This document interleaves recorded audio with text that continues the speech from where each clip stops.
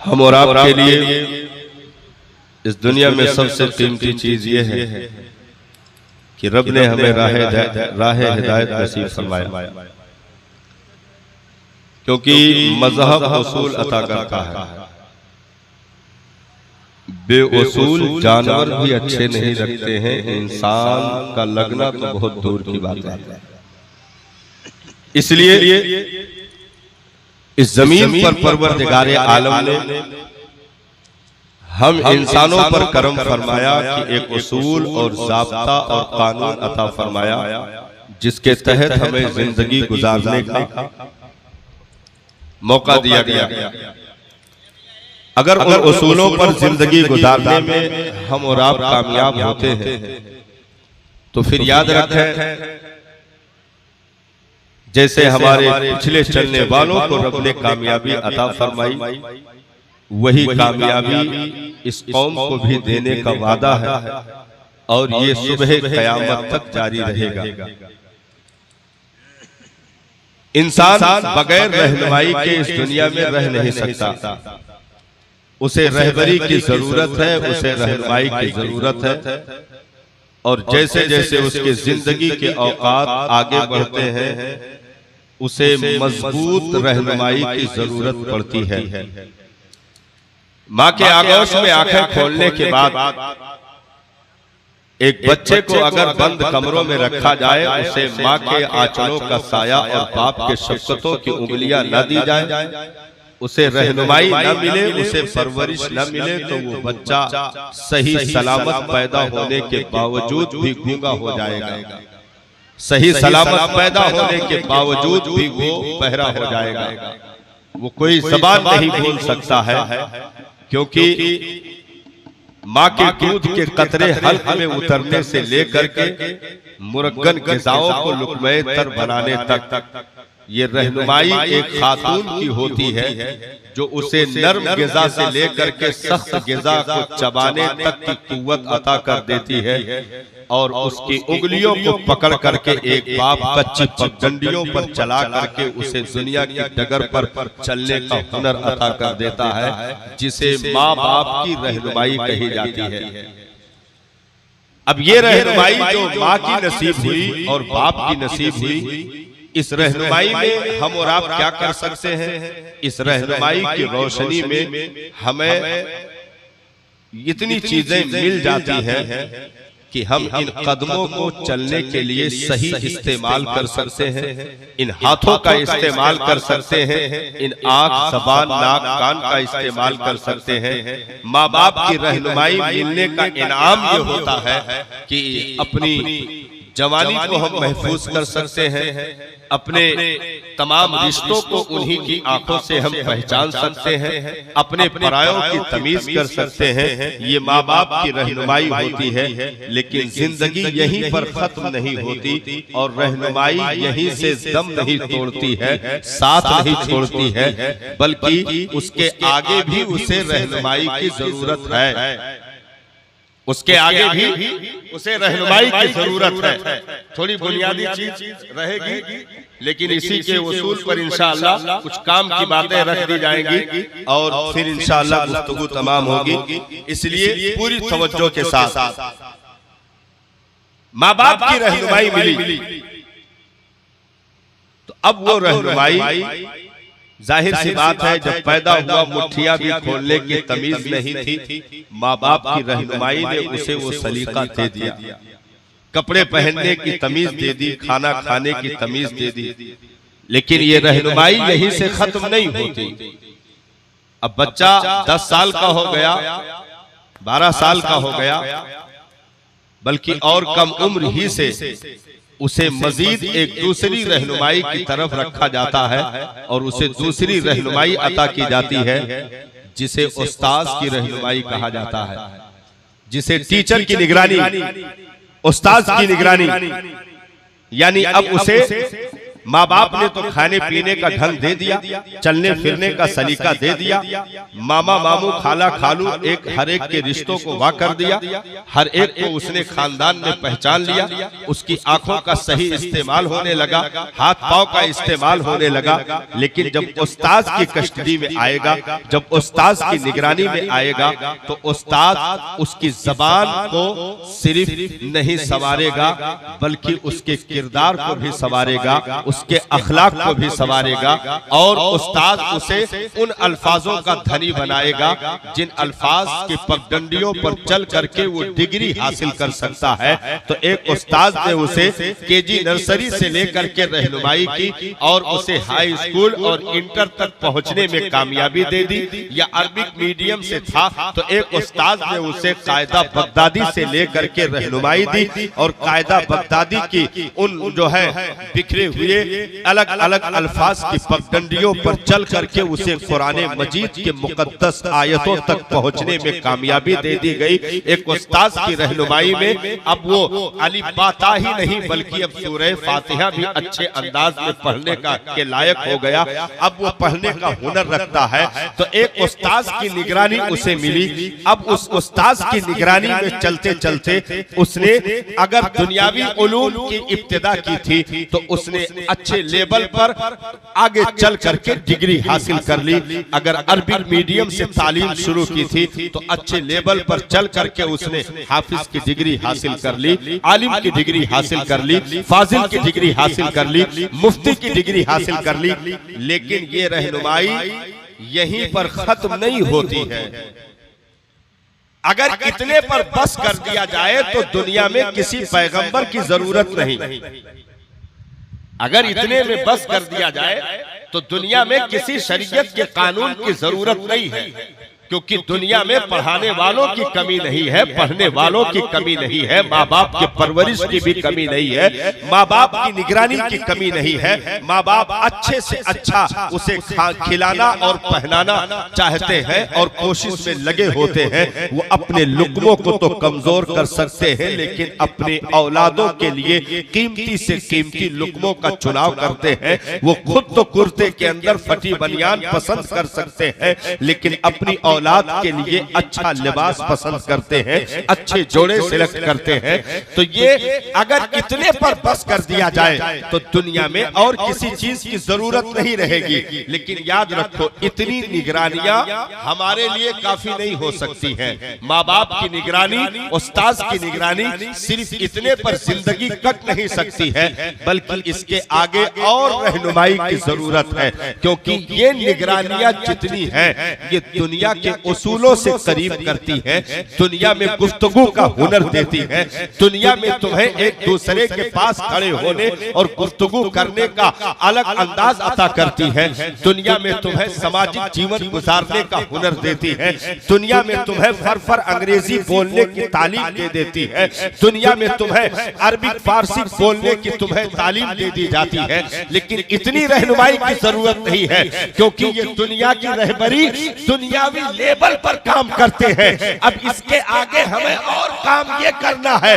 क्योंकि हमें आगे वो निगरानी चाहिए जो हमें पुलसिरात पर चलने में आसानी कर दे। वह निगरानी हमें चाहिए जो हमें जहन्नम के भड़कते शोलों से महफूज कर दे। आगे हमें वो निगरानी चाहिए जिस पर चल करके हमें जन्नत का रास्ता हमारे लिए आसान कर दिया जाए। आगे वो निगरानी चाहिए जिस पर चल करके हम एक दूसरों के लिए नमूना बन जाए, एक दूसरों के लिए हम ईमान की खुशबू देने वाला बन जाए। तो अब ऐसी निगरानी के लिए दुनियावी निगरानी काफी नहीं है बल्कि उसकी निगरानी जरूरी है जिसने पुलसिरात को भी देखा हो, उस नबी की निगरानी जरूरी है जिसने जन्नत को देख रखा हो, उसकी निगरानी रहबरी जरूरी है जिसने जहन्नम को भी देख रखा हो, उसकी रहबरी जरूरी है जिसने मीज़ाने अमल मकामे महमूद मकामे शफाअत को देख रखा हो, उसकी निगरानी जरूरी है। क्योंकि जितनी दुनियावी निगरानी है, रहबरी है,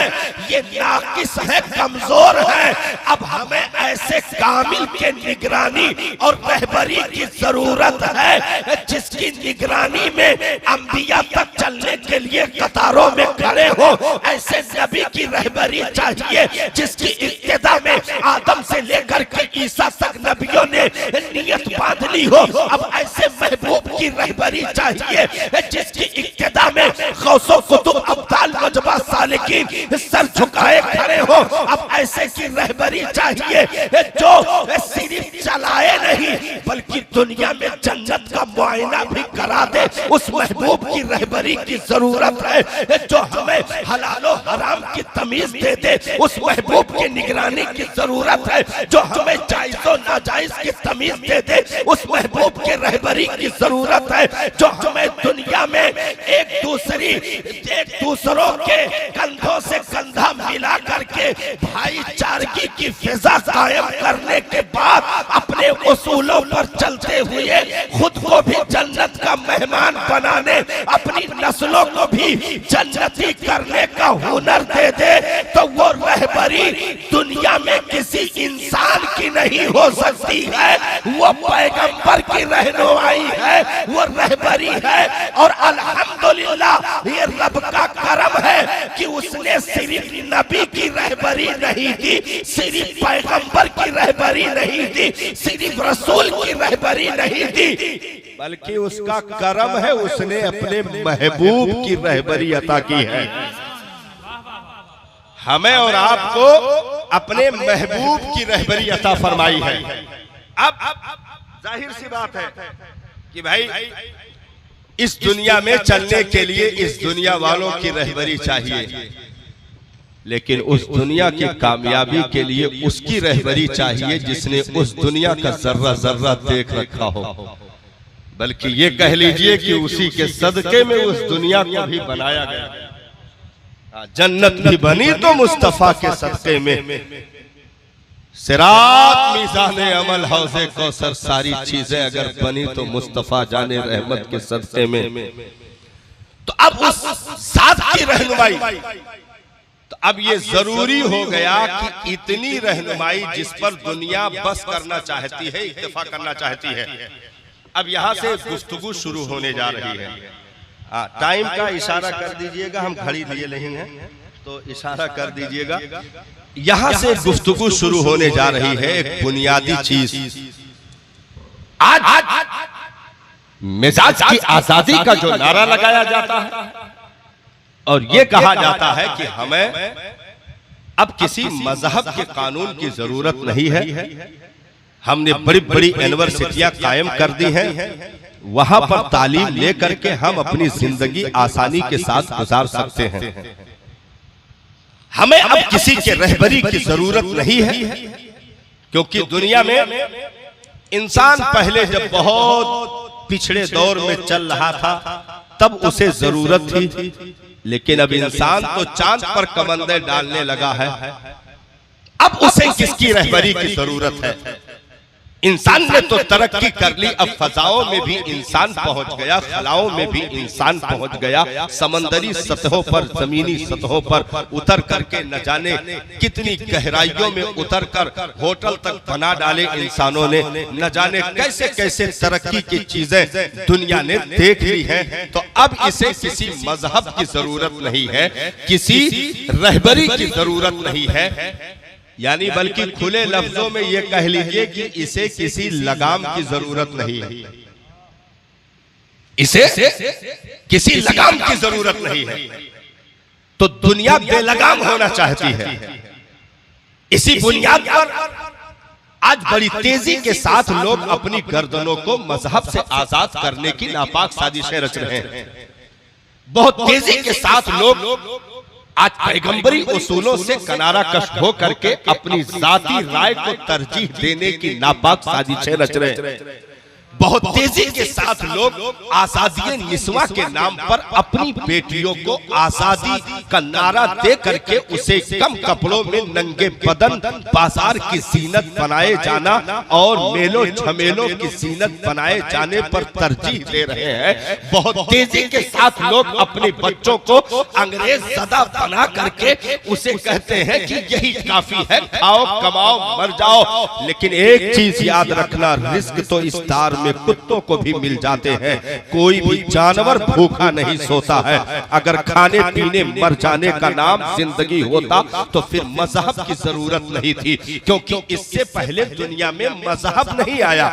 क्योंकि हजरत आदम से लेकर के हजरत ईसा तक जो अदवार आप देख रहे हो, जो किताबें तौरात और इंजील और ज़बूर दीगर सहाइफ की सूरत में आप देख रहे हो, वो कोई मुस्तकिल कानून नहीं है, वो कोई मुस्तकिल उसूल नहीं है। वो तो जो मौके पर लोग मौजूद थे उनके लिए कुछ बातें आई थी। हकीकत में प्रचार मुस्तफा जाने रहमत का था। हकीकत में आमद का ऐलान महबूबे किबरिया का था। हजरत आदम का उसूल अपने जमाने का अलग है, लेकिन सबसे फ्रंट पर महबूब का प्रचार है। हजरत इब्राहिम, हजरत मूसा कलीम, हजरत ईसा रूहुल्लाह की हस्तियों के उसूल अपने जमाने के लिए अलग है, लेकिन असल फ्रंट नंबर पर प्रचार मुस्तफा जाने रहमत का है। इसीलिए किताबें जो आसमान से उतर रही थी, उन किताबों में कौम के लिए पैगाम कम, मुस्तफा की नातें ज्यादा मौजूद रही है। तौरात में भी नबी की नातें, इंजील में भी मुस्तफा की नातें, ज़बूर में भी मुस्तफा की नातें मौजूद।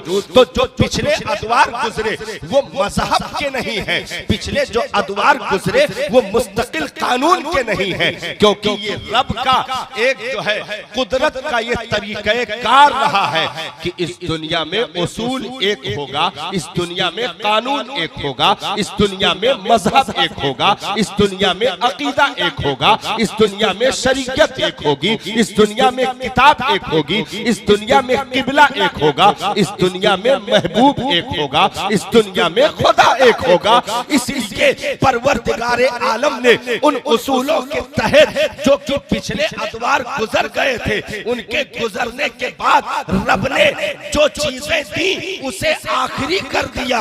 किताब दी तो आखिरी किताब, शरीयत दी तो आखिरी शरीयत, मजहब दिया तो आखिरी मजहब, उम्मत भी बनाई तो आखिरी उम्मत, किबला भी दिया तो आखिरी किबला, महबूब भी दिया तो आखिरी महबूब।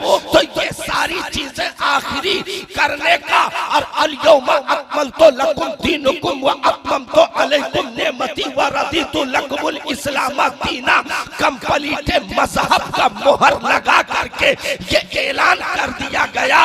ये असल उसूल अब आया है, जिंदगी का पैमाना नापने का ये अब तुम्हें दिया गया है। तुम्हें उसूलों पर चलने का हुनर अब दिया गया है, क्योंकि पिछले अदवार जुल्मतों के गुजर गए, जुल्म के गुजर गए, बर्बरियत के गुजर गए, शिर्क के गुजर गए, खुदा की वहदानियत का मजाक उड़ाने वालों के अदवार गुजर गए। लेकिन अब जो होगा वो सुबह कयामत तक के लिए तो रब ने करम फरमाया कि हमें किताब भी दी तो आखिरी, मजहब भी दिया आखिरी, महबूब भी दिया आखिरी। इसलिए हम और आपको अब एक कानून मिला। भाई इंसान कितनी तरक्की कर जाए, कितनी तरक्की कर जाए, लेकिन आज तक उसे ये पता नहीं चल पाया कि इस दुनिया से आखिरत का सफर करने का सही तरीका क्या है। कितनी तरक्की कर जाए, लोग सूरज की रोशनी को क्यों ना कैद कर डालें, चांद की बुलंदियों पर कमंदे क्यों ना डाल लें, नहीं हो सकता है। क्योंकि मजहब में चलने के लिए उन आंखों की जरूरत है जो हमसे नहीं बल्कि कायनात से ज्यादा देखने की ताकत रखती हो। क्योंकि कानून जिंदगी कयामत तक के लिए वही दे सकता है जो माजी हाल मुस्तकबिल का इल्म रखता हो, माजी हाल मुस्तकबिल का इल्म रखता हो। हम और आप पूरी दुनिया में जितनी मखलूक है सबको हाल का इल्म है, हाल का।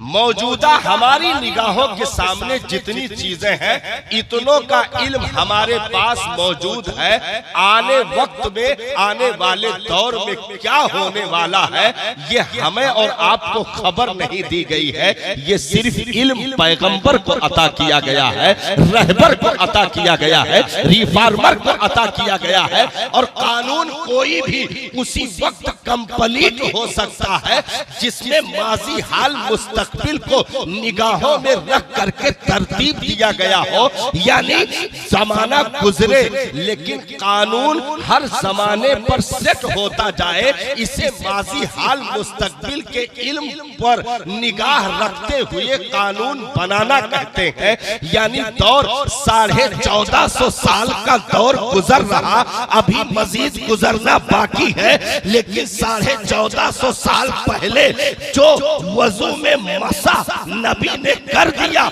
जो नबी ने 3 मरतबा कुल्ली करना बता दिया, जो नबी ने घुटनों तक हाथ धोना बता दिया, जो नबी ने चेहरे को 3 मरतबा धुलना बता दिया, 1450 साल के बाद भी आज तक कोई माई का लाल ये नहीं कह सका कि अब 3 मरतबा नहीं, वक्त गुजर गया है, अब 1 मरतबा कुल्ली से काफी होगा। कोई ये नहीं कर सका कि अब मसा नहीं, अब गर्दन का मसा छोड़ के गला का मसा किया जाए। कोई ये नहीं कर सका, क्योंकि ये कानून माजी हाल मुस्तकबिल तीनों जमानों को निगाहों में रख करके तरतीब दिया गया है। तो दुनिया इधर से उधर हो सकती है, कानून नहीं तब्दील हो सकता है, क्योंकि कानून इंसानों की फितरत के मुताबिक बनाया गया है। तो मजहब का कानून कल भी आसानी दे रहा था, आज भी आसानी दे रहा है, कयामत तक आसानी देता रहेगा। इंसान की खोपड़ी में मौजूद 200 ग्राम भेजों के उन बारीक नसों में गुजरने वाले ख्याल का नाम मजहब नहीं है, मुस्तफा की अताओं का नाम मजहब इस्लाम है। नारे तकबीर, नारे रिसालत, नारे हैदरी, मसलके आला हजरत, फैज़ाने हुजूर ताजो शरिया, फैज़ाने हुजूर गुलज़ारे मिल्लत, नारे तकबीर, नारे रिसालत, सुभान अल्लाह, सुभान अल्लाह। अब जब यहां तक आ गए हैं तो अब एक चीज और समझिए कि जो कानून माजी हाल मुस्तकबिल को निगाहों में रखकर बनाया गया हो, उस कानून की बगावत अगर करेंगे तो हम खुद जलील हो जाएंगे। वजह यह है कि इंसानी खोपड़ी बहुत मुख्तसर है, और इंसानी तो छोड़ो, कुल मताओ दुनिया कलील, दुनिया की सारी चीजें मुख्तसर हैं, सारी चीजें मुख्तसर हैं। तो अब जो कानून जिंदगी बनाया गया, ऐसा नहीं कि हम चल रहे हैं पता नहीं क्या होने वाला है, नहीं, बल्कि बनाया भी गया और चलाया भी गया, और चला करके चलने वालों को कामयाब भी किया गया। ये सब हो गया कि नहीं हो गया? भाई मजहब का कानून बनाया गया, चलाया गया, और चलने वालों को कामयाबी मिली, ये भी हमें दिखाया गया। जिन्होंने उन उसूलों पर चल करके अपनी जिंदगी गुजारी, कैसरो केसरा के दरबारों तक वो दीन का खुतबा पढ़ने में पीछे न रहे। दरियाओं के कलेजों पर भी उन्होंने अपने घोड़े की टापुओं से दरियाओं का सीना रौंद करके ये बता दिया कि मोहम्मद से वफा तूने तो हम तेरे हैं, ये जहां चीज है क्या लोहो कलम तेरे हैं। आज भी हो जो बराहीम साहिबा पैदा, आग कर सकती है अंधा से गुलिस्ता पैदा। तो मजहब का कानून बनाया भी गया और उस पर लोगों को चलाया भी गया, और चलने वालों को सिर्फ कामयाब ही नहीं बल्कि सरकार ने जन्नत की बशारत भी इसी दुनिया की जिंदगी में अता फरमाई कि नहीं? भाई चल करके लोग जन्नती हो ये तो एक अलग चीज है, लेकिन दुनिया की जिंदगी में जन्नती हो जाना और 10 सहाबा का नाम लेकर मुस्तफा जाने रहमत का ऐलान फरमा देना, फला तुम जन्नती, फला तुम जन्नती। ये कैसे पैगाम मिला? उन्हीं मजहब की उसूलों पर चलने की बुनियाद पर मिला, उन्हीं कवानीन पर अमल करने की बुनियाद पर मिला। हाँ, तो बनाया भी गया। हम ये नहीं कह सकते हैं कि मौलाना कौन नवा नवा कानून लाया हो, पता नहीं कौन में रहे कि चली नहीं मिलत है। जैसे आज लोग कुछ लोग कहते नहीं, आजकल कहा था कि अरे भागो भैया अपन अपन समझे रहा, ये मौलवी मौलाना के फातिहा दरूद के चक्कर है, बाकी कुछ नहीं है। हाँ, हमें नाचे के 2 किलोमीटर तक हम नाच लेवे अकेले भैया, हमें कोनो मौलाना मौलवी से फतवा ना पूछे। हम कह नाचो नाचो भाई, आज तक नाच के कोई दारा सिकंदर बना हुआ तो नाम बताओ। जितना नचनिहा रहे सब तौबा कैलिहिन, अपने लौंडन का नचनिहा ना बनाए, उन्हें दुबई भेज दे। हाँ, जितना इलाके में नौटंकी करे वाले रहे, अपने औलादन का नौटंकी करे वाला ना बनाए, नचनिहा ना बनाए। अगर यही कामयाबी रहा तो अपनी औलादों को उन्होंने तौबा क्यों करवाया? एक जने तो इतना ज्यादा उतारू रहे, उन्हें घेर के हजरत तौबा करवावा गए। वो अपने जिंदगी में नाचत रहे, लेकिन अब जब लौंडे बड़ा भय तो उनका घेरा गया, कहा गया कि तौबा कर लियो, तो तौबा करवाए दिया गया, कलमा वलमा फिर से पढ़ा दिया गया। तो वह कहा कि हम जाए दियो, वही मैया कसम से हम लेटा रहे थे तो अपने आप कमरिया उलरत है। हाँ, यह था ना गंधौरा, लेटे लेटे कहा था हम ख्वाब में नाची थे। लेकिन उसने अपनी औलादों को नचनिया नहीं बनाया। इतना ज्यादा आदी हो जो नाच का, डांस का, उसने अपनी औलादों को नहीं बनाया। एक डॉक्टर अपनी औलादों को डॉक्टर बनाता है क्योंकि कामयाब डिग्री है। एक वकील अपनी औलादों को वकील बनाता है क्योंकि ये कामयाब डिग्री है। एक पुलिस महकमे का आदमी अपनी औलादों को पुलिस महकमे में डालता है क्योंकि ये कामयाब डिग्री है। एक आलिम अपने औलादों को आलिम बनाता है, ये कामयाब डिग्री है। लेकिन आज तक किसी चोर ने अपनी औलादों को चोर न बनने दिया, किसी डाकू ने अपनी औलादों को डाके का मशवरा नहीं दिया, किसी जानी ने अपनी नस्लों को सेना का मशवरा नहीं दिया। ऐसे ही किसी नाचने वाले ने आज तक अपनी औलादों को नाचने का मशवरा न दिया।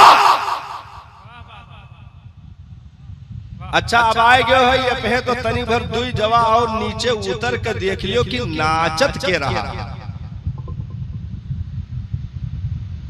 भाई आज के 15-20 साल पहले के नाचत रहा? वो में बहुत बड़ी कास्ट के लोग नाचते थे भाई। जैसे दूसरी बिरादरी में ले लो, ठाकुर बाभन पंडित नाचत देखो नहीं। मुसलमानों में ले लीजिए, शेख सिद्दीकी सैयद नाचत देखो नहीं। क्यों? नाचने वालों की कास्ट में जो भी आज के 15-20 साल मिले हैं, उनकी बिरादरी आप देख लीजिए बहुत छोटी और निचली कास्ट से आते हैं।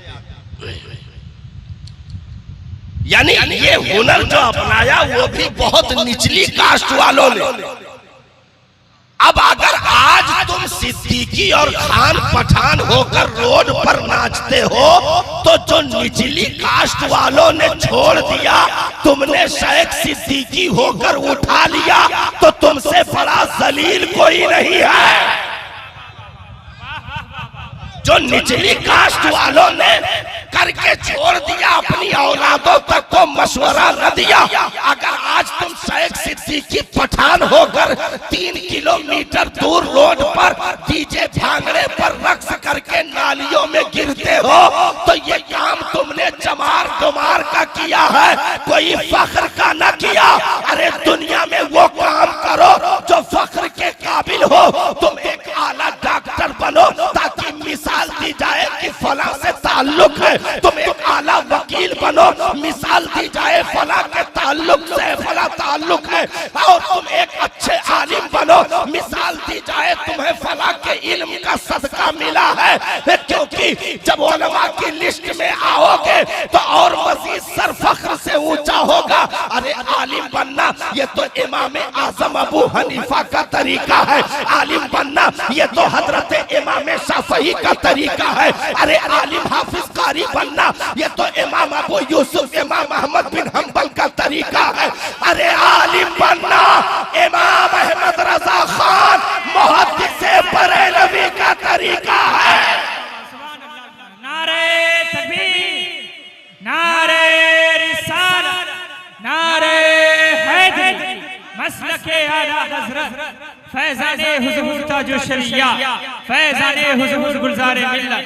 नारे तकबीर, नारे रिसालत, सुभान अल्लाह सुभान अल्लाह। तो जो मजहब को छोड़कर जीना चाहे हो ही नहीं सकता।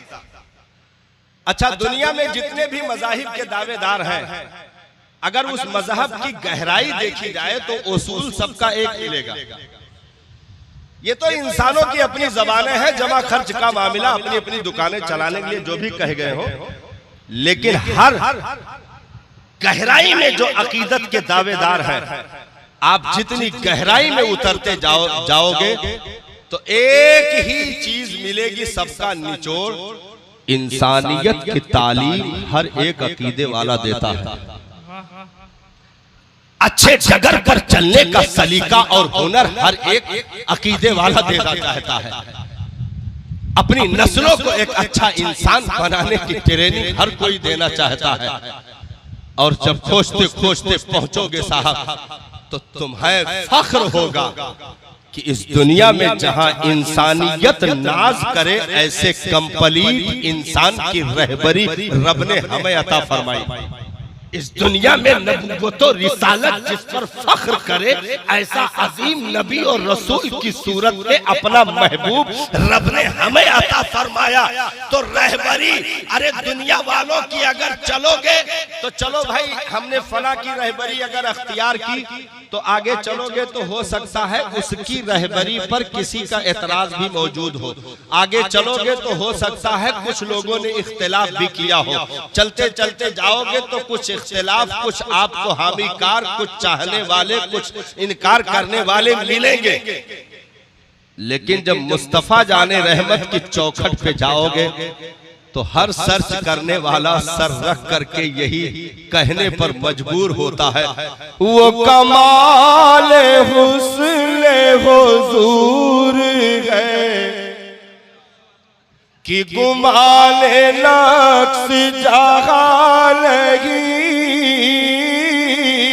अरे यही फूल खार से दूर है, यही शम्मा है कि धुआं लगी। तेरे आगे यूं है दबे लचे फुसहा अरब के बड़े बड़े। अरे कोई जाले मुंह में ज़बान नहीं बल्कि जिस्म में जान लगी। तो रब ने हमें कंप्लीट रहबरी अता फरमाई। जहां पर इंसानियत आकर के दम तोड़ दे, वहां से मुस्तफा जाने रहमत की बशरियत शुरू होती है। जहां पर कामयाबों की कामयाबी दम तोड़ दे, वहां से मुस्तफा की कामयाबी का पहला जीना शुरू होता है। जहां पर तरक्की करने वालों की तरक्की दम तोड़ जाए, वहां पर मुस्तफा जाने रहमत की तरक्की नजर आएगी। एक जो है ईसाई मौर्निक ने किताब लिखी थी, बेस्ट ऑफ 100। ईसाई मौर्निक मजहबन ईसाई था अकीदतन, लेकिन उसने एक किताब लिखी कि दुनिया के 100 कामयाब लोगों को उसने जमा करना चाहा और उस किताब का नाम बेस्ट ऑफ 100 रखा। अब मामला ये आकर के फंस गया कि इसमें 100 लोगों में पहला नंबर किसको दिया जाए। हाँ, पहला नंबर किसको दिया जाए। वो किताब नेट पर मौजूद है, आप सर्च कर सकते हो। पहला नंबर किसको दिया जाए। तो अकीदतन वो ईसाई था मजहबन, तो सोचा कि भाई मजहब का उसूल यही है कि अपने नबी को नंबर 1 पर रखा जाए। बात इसी में फंस गई। होते करते कई दिन सोचने समझने के बाद, कई दिन सोचने समझने के बाद, रात में भी सोचता, दिन में भी सोचता कि आखिर क्या किया जाए। नारे तकबीर, नारे रिसालत, नारे रिसालत। माशाअल्लाह। आप देखें मेरे नूर के रहल पर सैयद अंसार मियां शाह साहब अल्लाह की आमद हो गई। आप हज़रात से गुजारिश है कि ज़ियारत करें, उसके बाद इंशाअल्लाह कुछ दुआया कलिमात आप समाप्त करेंगे। आप हज़रात से गुजारिश है कि अदब के साथ बैठ जाएं।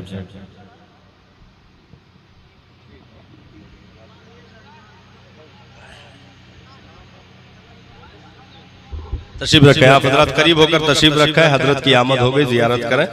बस मेरी गुफ्तगू मुकम्मल हो रही। इंशाअल्लाह फिर किसी नशिस्त में आपसे मैं मुखातब होगा इंशाअल्लाह। तो वो बात मैं कंप्लीट कर दूं। बेस्ट ऑफ 100 यानी दुनिया के 100 कामयाब लोगों का उसने अपनी किताब में जिक्र किया। नंबर 1 देने की बात आई तो बात फंस गई। रातों दिन सोचता रहा कि आखिर मैं नंबर 1 पर हजरत ईसा को रखूं या किसको रखूं। मेरा मजहब बोलता है कि मैं अपने नबी को नंबर 1 पे रखूं, अकीदा बोलता है अपने नबी को नंबर 1 पे रखूं।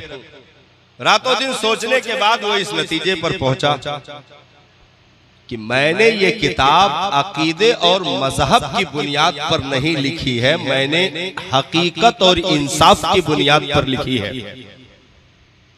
हकीकत क्या कहती है, नंबर 1 किसको देना चाहिए।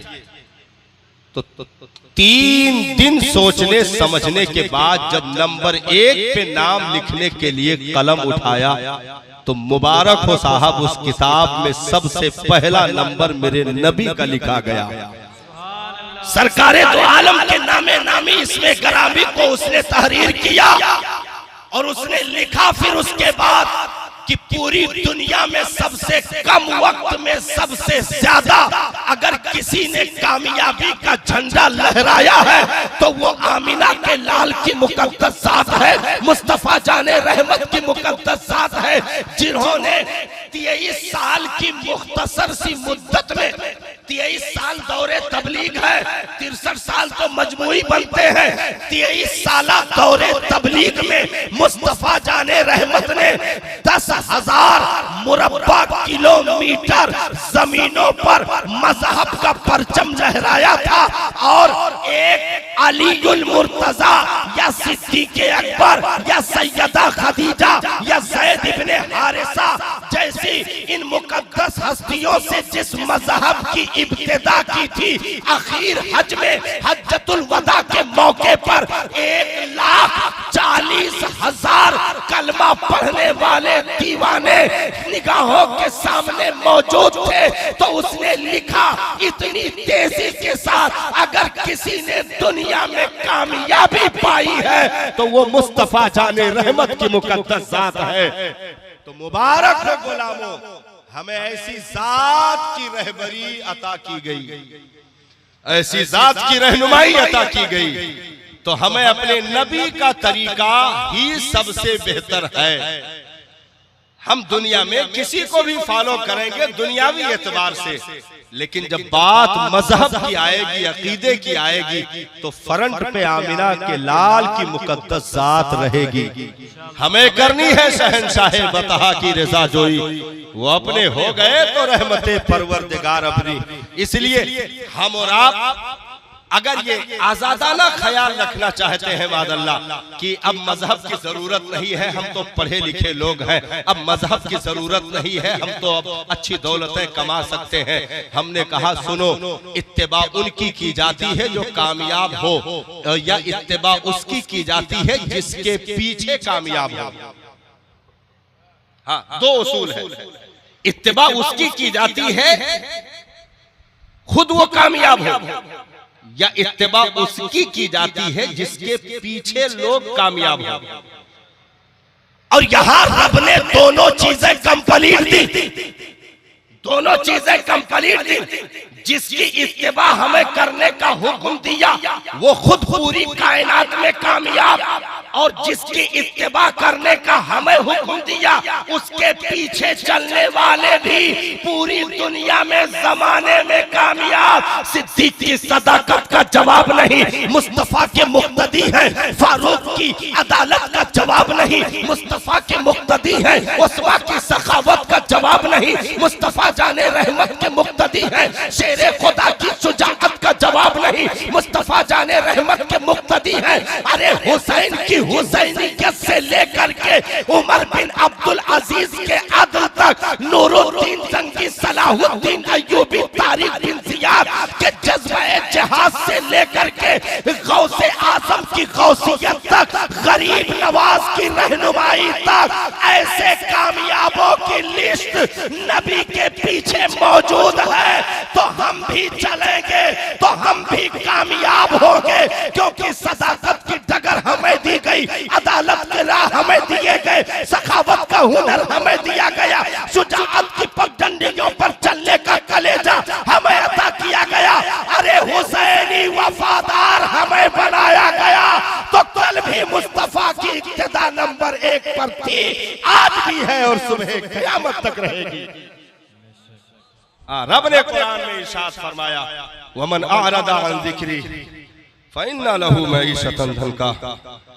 जिसने मेरे महबूब से मुंह फेर लिया, हाँ, मैं उसकी जिंदगी का जामा तंग कर दूंगा। व नहशुरुहु यौमल क़यामति अमा, और मैदान महशर में मैं उसे अंधा करके उठाऊंगा।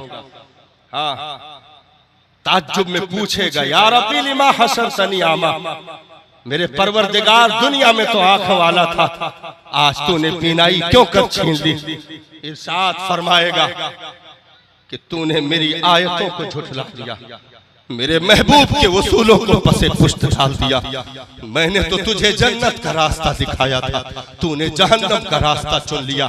इसलिए आज मैदान महशर में अव्वलीन और आखिरीन के सामने तेरे निगाहों की बीनाई छीन ली है, ताकि तुझे मजीद जलील किया जाए। इसलिए दुनिया की जिंदगी उसके लिए तंग की जाएगी जिसने मुस्तफा के उसूलों से बगावत की, जिसने नबी की सीरत पर चलने से बगावत की। इसलिए हमें और आपको बेटा पैदा हो, वहां से लेकर के अकीका खतना तक, और फिर वहां से लेकर के मजलिसे निकाह तक, और जनाजा उठने से लेकर कब्र के दामन में उतरने तक हमें अपने नबी की सीरत पर चलना है। हमें खाने में भी मुस्तफा को रहबर मानना है, हमें पहनने ओढ़ने में भी मुस्तफा जाने रहमत को रहबर मानना है, हमें इबादत और रियाज़ात में भी अपने नबी को रहबर मानना है। इसलिए शादी करो तो वो चीजें नजर आए।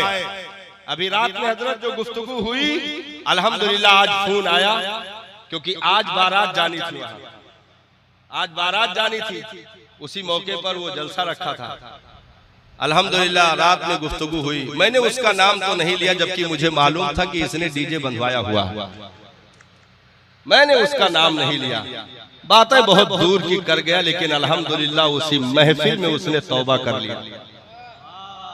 माशाअल्लाह, उसी महफिल में उसने तौबा किया। जिसकी शादी थी उसने खुद कहा कि मैं कसम खाता हूं अब इन हरामकारियों के करीब नहीं जाऊंगा, जो बंधाया गया उसे कैंसिल किया जाए। हाँ, हमने एक मिसाल दी, वक्त अपने पास है नहीं, हमने एक मिसाल दी, 2-3 इजाजत है, हमने एक मिसाल दी। हमने कहा सुनो, अगर तुम तन्हा होते तो तुम्हें छोड़ दिया जाता, अगर तुम तन्हा होते तो तुम्हें छोड़ दिया जाता, कोई परवाह ना होती, लेकिन तुम्हारे पीछे निगाहें लगी हैं और नस्लें लगी हैं, इसलिए हमें तुम्हारी परवाह हो रही है। बैतुल मक़दिस जब फतेह हुआ तो वहां के आदरियों पादरियों ने चाबी देने के लिए कहा कि हम चाबी कदमों में डाल देंगे, लेकिन सिर्फ एक शर्त पर अमल हो जाए, हम बाजार को सजाएंगे, आपकी पूरी फौज मेरे बाजार के बीच से गुजर जाए, हम तुम्हारे कदमों में ये चाबी डाल देंगे। उस फौज के सिपाह सालार का नाम मैं बताऊं आपको, अगर वो नाम लिखकर गले में तावीज की सूरत में पहन लो तो कोई आसेब तुम्हारे करीब नहीं आ सकता है। उस जो है सिपाह सालार का नाम मैं बताऊं, हजरत सैफुम मिन सुयूफिल्लाह, हजरत सैयदना खालिद इब्नुल वलीद माशाअल्लाह, जो दौरे फारूक आजम में ये काम हो रहा था। हाँ, हजरत खालिद इब्नुल वलीद कहा मुझे एक रात की मोहलत दी जाए, आखिरी कड़ी है तकरीर की साहब, ज़हन और दिमाग को हाजिर रखना। कहा कि मुझे एक रात की मोहलत दी जाए। जब रात की मोहलत मिली तो रात की तारीकियों में हजरत खालिद ने उसी बैतुल मक़दिस से कुछ दूर मैदान में जहां खेमे लगे थे अपने साथियों को इकट्ठा फरमाया और हजरत खालिद इब्नुल वलीद ने बहुत रिक्कत अंगेज जो है कलमात इरशाद फरमाए, खुतबा दिया दीन का। इरशाद फरमाया, मेरे साथियों, मैदाने कारजार से भी बढ़कर इम्तिहान तुम्हारे सामने मौजूद है। तुम्हें इनके बाजारों के बीच से गुजरना है, क्योंकि तलवारें सोच को नहीं काटती हैं, फिक्र को नहीं काटती हैं। यहां अगर सोच और फिक्र भी डगमगाई तो ईमान का जनाजा निकल जाएगा। मेरे साथियों, तुम सिर्फ यहाँ तन्हा नहीं खड़े हो, तन्हा सिर्फ नहीं खड़े हो, बल्कि इस वक्त सहराए अरब के इन जर्रों को चूमने वालों की मुकद्दस जमाअत, जिन्होंने तुम पर एतमाद करके तुम्हें यहाँ भेजा है, तुम यहाँ तन्हा नहीं खड़े हो। इस वक्त दुश्मनों के सामने सिद्दीक़ अकबर की जात भी मौजूद है। इस वक्त तुम तन्हा नहीं हो, फारूक आजम भी मौजूद है। तन्हा नहीं हो, उस्मान ज़ुन्नूरैन भी मौजूद है। तन्हा नहीं हो, शेरे खुदा की जात भी है। अरे तन्हा नहीं हो, नबीयुल मुर्तजा की मुकद्दस जात भी तुम्हारे साथ मौजूद है। तुम अगर डगमगाओगे तो सदाकत पे उंगली उठाई जाएगी, तुम अगर डगमगाओगे तो अदालत में उंगली उठाई जाएगी, तुम अगर डगमगाओगे तो सीरत पर कीचड़ उछाला जाएगा, तुम अगर बहकोगे तो कुरान के हक़ानियत पर शक किया जाएगा, मज़हब पर उंगली उठाई जाएगी। अगर सिर्फ तुम्हारा मामला होता तो फिक्र उतनी ना होती, लेकिन तुमसे पीछे कौमें जुड़ी हुई है, तुमसे पीछे नस्लें जुड़ी हुई है। तुम अगर बहकोगे तो कारवां हो जाएगा। तुम्हें और जो है अपने उसूलों को मजबूती के साथ पकड़ के रखना होगा, क्योंकि तुम्हारे ऊपर लोगों की निगाहें टिकी हुई हैं। तुम अगर बहकोगे तो नबी की 63 साला कुर्बानियों पर पानी फेर दिया जाएगा। मेरे नबी की दंदाने मुबारक के शहीद होने से लेकर के ताइफ के वादियों में पत्थर खाने तक और जख्मों से चूर होकर के नालैन का खून से भर जाने के मनाजिर तक सब मशकूक नजर आएंगे। इसलिए मेरे साथियों, अपनी गैरतों की हिफाजत करना, अपने उसूलों की हिफाजत करना। सुबह बहुत बड़ा इम्तिहान है। तैयारी हुई, सुबह को दरवाजे के करीब पहुंचे, शहर का दरवाजा खोलने के लिए कहा गया। बाजार सजी हुई थी। बाजार में क्या था? दोनों तरफ दुकानों पर नंगी औरतों को सजाकर खड़ा किया गया था। अल्लाह, यहूदियों ने, ईसाइयों ने नीम और या कपड़ों में दुकान और दुकान की छतों पर भी नंगी औरतों को सजाया था बाजारों में, और पूरी फौज को वहां से, जो हजारों के तादाद में वहां से गुजरना था, क्योंकि निगाह अगर इधर भी पलटी तो ईमान जाने का खतरा है, उधर पलटी तो ईमान जाने का खतरा है। दरवाजा शहर का खोल दिया गया, पूरी फौज खड़ी थी। हजरत खालिद इब्नुल वलीद ने फिर सबको मुखातब किया और कुरान की तिलावत शुरू फरमाई। उन गुयूर सहाबा के सामने कुरान पढ़ना शुरू किया। बिस्मिल्लाहिर्रहमानिर्रहीम, या अय्युहल्लज़ीना आमनू, ऐ ईमान वालों गौर से सुनो। गुद्दू अब्सारुकुम, अपनी निगाहें नीची कर लो। ईमान वालों गौर से सुनो, अपनी निगाहें नीची कर लो, अपनी निगाहें नीची कर लो। ये तिलावत हुई, कहा अब शौक से चला जाए। पूरी फौज गुजर गई बाजार के इस तरफ से उस तरफ तक। फिर उसके बाद सारे पादरियों ने इकट्ठा होकर के बैतुल मक़दिस की चाबी लाकर उनके कदमों में डाल दी। कहा क्या हो गया, चाबी क्यों डाल रहे हो? कहा जो मेरा काम था वो हो गया। कहा कौन सा काम था? पूछा उन फौजियों से तुमने क्या देखा? तो सारे फौजी कसम खाकर कह रहे थे, कसम बखुदा हमें तो ये भी नहीं मालूम कि दुकानें खुली थी कि बंद थी। बाजार की दुकानें खुली थी कि बंद थी, हमें तो ये भी न मालूम हो सका, क्योंकि अपनी हया की गैरतों की चादरों को जो कुशादा करे उसे कौमे मुस्लिम कहते हैं। जो दूसरों की भी बहन बेटी बहू की रखवाली उसके इज्जतों का रक्षक बन जाए उसको कौमे मुस्लिम कहा जाता है। हातिम ताई की बेटी कैदी बनाकर नबी के सामने रस्सियों में जकड़ कर लाई गई। उसके सर की चादर हटी हुई थी, नंगे सर खड़ी थी, दुश्मनों में कैदियों में खड़ी थी। नबी की निगाह पड़ी तो नीचे कर लिया। तोशे मुबारक पर चादर पड़ी थी यमन की। सरकार ने उस चादर को उठाकर हातिम ताई की बेटी के सर पर डाल दिया। सहाबा कहने लगे आका ये दुश्मनों में है, ये कैद होकर आई है। सुनो तारीखी जुमला पैगंबरे इनकलाब ने इरशाद फरमाया था, कहा सहाबा बेटी तो है ना किसी की भी हो, बेटी तो है ना किसी की भी हो, नंगे सर अच्छी नहीं लगती, तो जो दुश्मन की बेटियों को भी चादरें दे दे उसे रहमतुल लिल आलमीन कहा जाता है। तो मुसलमानों तुम्हारे नाचने पर, तुम्हारे बहकने पर उतना टेंशन नहीं है, बल्कि तुम्हारे ऊपर लोगों की निगाहें टिकी हुई है। तुम अगर बहकोगे तो कुरान पर शक किया जाएगा, तुम अगर बहकोगे तो मजहब पर शक किया जाएगा, तुम अगर बहकोगे तो नबी को गाली दी जाएगी, तुम अगर बहकोगे तो शरीयत पर उंगली उठेगी, तुम अगर बहकोगे तो सिद्दीक की सदाकत, उमर की अदालत, हजरत उस्मान की नारे तकबीर, नारे हजरत उस्मान की सखावत, हजरत शेरे खुदा की शुजाअत, इमाम हुसैन की शहादत पर शक किया जाएगा साहब।